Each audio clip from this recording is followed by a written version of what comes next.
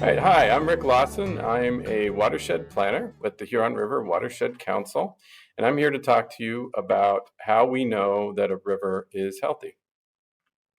A river is not a single static thing, but a moving, breathing, flowing, living thing.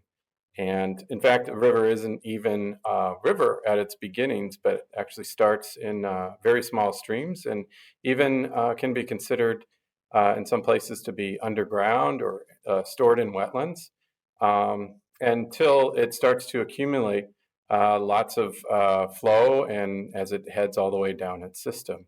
In our case, exiting the Huron River system and entering Lake Erie. In fact, here's our watershed.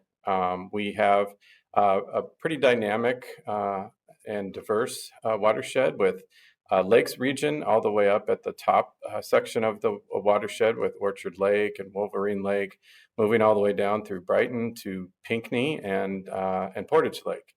And then from there, the geology changes and the river becomes a free-flowing system, a free-flowing river, all the way through its confluence with the Mill Creek in Dexter, down to our urban areas in Ann Arbor and Ypsilanti, where the river gets dammed up in a number of locations. From there, past the last dam at French Landing and in Ypsilanti, it heads into the coastal plain, where the watershed narrows quite a bit, but the river gets quite wide.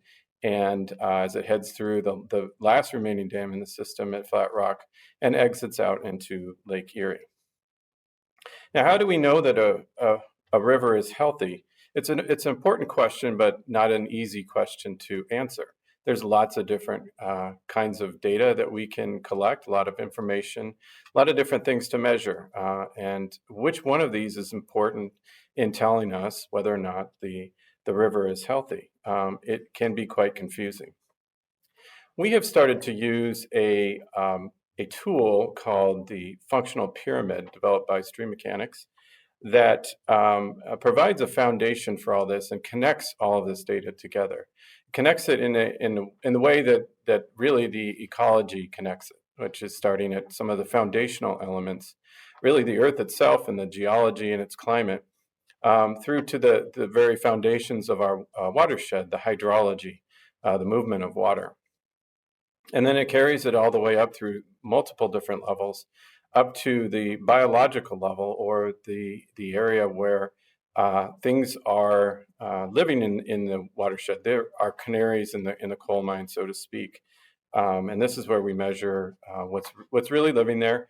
But that is connected. What is allowed to or able to survive in the river is really driven by everything below it. And I'll take you through this pyramid through the rest of the talk. Starting with our hydrology, we're looking at really the pulse of the watershed.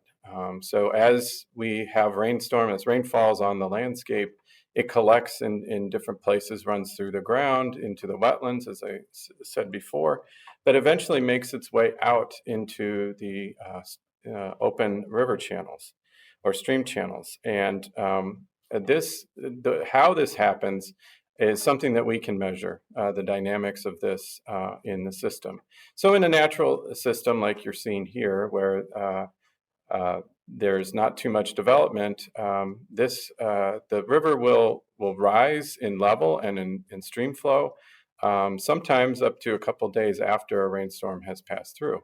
And then it'll take about the same amount of time to go back down to its original level, always maintaining some water flowing in the system. In a somewhat more developed or suburban landscape, as we start to add impervious features such as homes or rooftops and driveways and roads, these impervious features or things on the landscape that block the water from getting into the ground start to drive more of that water to hit the river channels or stream channels a lot faster. So that peak flow comes to us a little bit earlier in the system and then returns back to base flow at a much quicker rate. And then as we get into an urban landscape where much of the watershed is paved over with development, that hydrology changes dramatically. the river or the stream rises incredibly quickly to a much higher level than it would in a natural state, and then falls back down to its base flow conditions very quickly. And even these base flow conditions are much lower than they normally would, and sometimes the flow itself stops, and we have stagnant stream areas or completely dry stream beds. So we can look at that hydrology and learn a lot about the system. And then that connects up to the geomorphology, or the shape of the stream channel. Here we're looking at the the land, and the morphology, or the shape of the landscape itself, the shape of the channel system. So as the water collects into stream channels, it has effect in some of the larger storms of moving and carving the stream banks out, and creating their definitional structures. Sinuous channels or long straight channels can tell us a lot about the health of that system. And we can measure a lot of this. We can measure the height of the banks, like here at Miller's Creek, where we have a 10 to 12 foot bank that is telling us that some very large storms or very large hydraulic flows have come through here and carved out these banks. And this can tell us, much like an X-ray would tell us, about something about your body and its condition. This can tell us about the conditions of the watershed and how much sediment is available to be moved. And then from this, we can move up to the chemistry in the watershed, or in the stream itself. And here we can look at hundreds of different constituent chemical forms to measure. We can measure things like temperature and the acid balance and oxygen, and also nutrients in the water. And each of these can tell us something slightly different about the health of the watershed, or what's going on in the system. And in many cases, these are tied back to the geomorphology. So if we have a system that is with eroding banks, that can carry sediments with it, and on those sediments can be attached certain things like phosphorus, which is our main controlling nutrient in the system. And by measuring some of these things, we can learn learn more about the chemical balance. It's much like a doctor taking a blood draw from you and looking at this, and looking at a number of different constituents and measuring those against what are kind of healthy ranges. We do the same thing with the watershed and the rivers. And so in our watershed, we have up in the upper sections of the watershed, many of the natural areas. Where the natural areas are, the chemistry is pretty well balanced. It's within sort of safe ranges for much of our biology to survive there. And then as we move into the agricultural areas, we start to see some different kinds of increases in nutrients in particular, and sometimes some fertilizers and pesticides.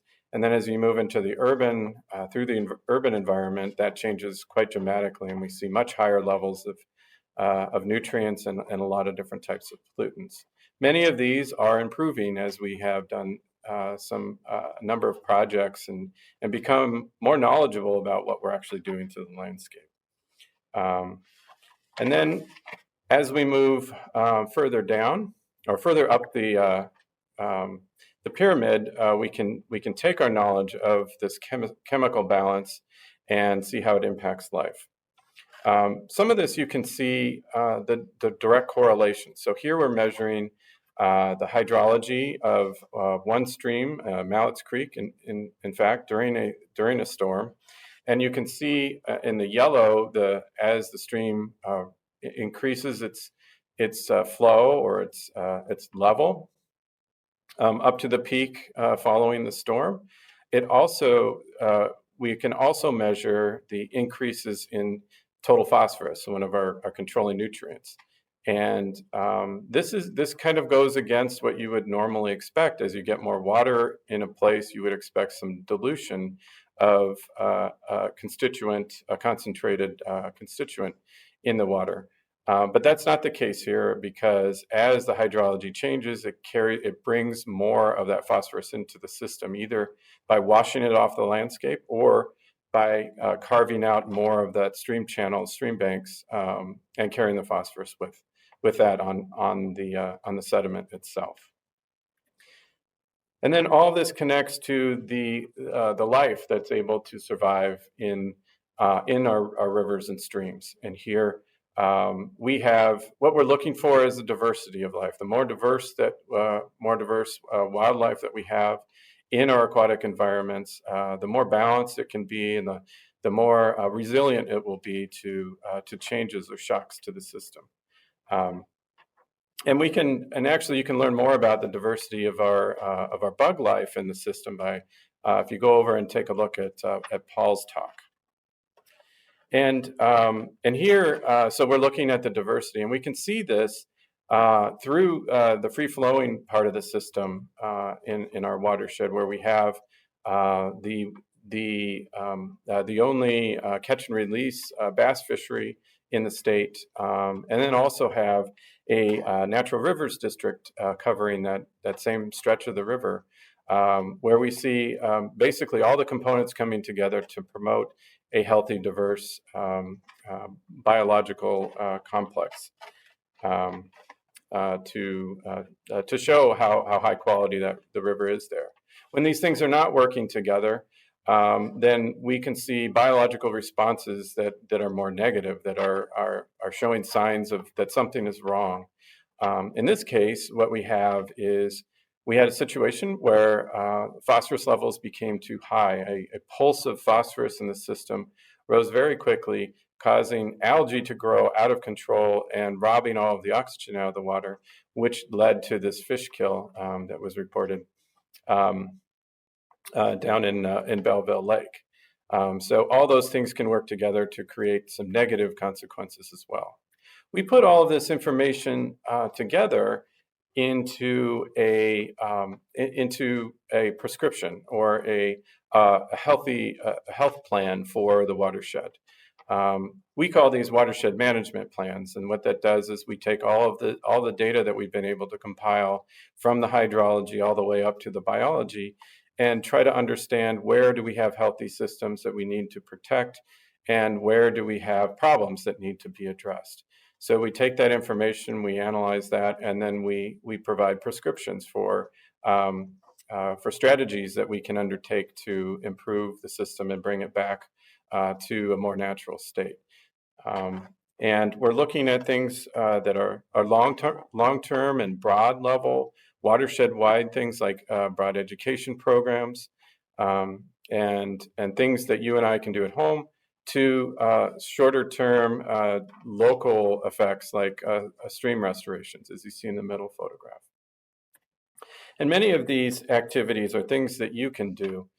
You, in fact, can affect the functional pyramid and affect the watershed through your activities. Things like paying attention to what you do with your waste at home, even your waste from our little friends, our pets, picking up after them, adding a rain garden to your home, cleaning out your storm drains, or getting involved in the watershed management planning process itself, getting involved with your local government, where we take our plans and try to get policy changes done. So all these activities can help to improve our metrics and improve the watershed through the functional pyramid. And another way that you can have a hand in this is help us to develop that data set by being involved in our monitoring programs. We're collecting this information at all the levels of the functional pyramid, and you can get involved at some point as well. Though in 2021 we are at a reduced capacity for taking on volunteers at this time. It really takes all of us working together to restore the river's functions and improve the health of the Huron River watershed. So thank you for watching.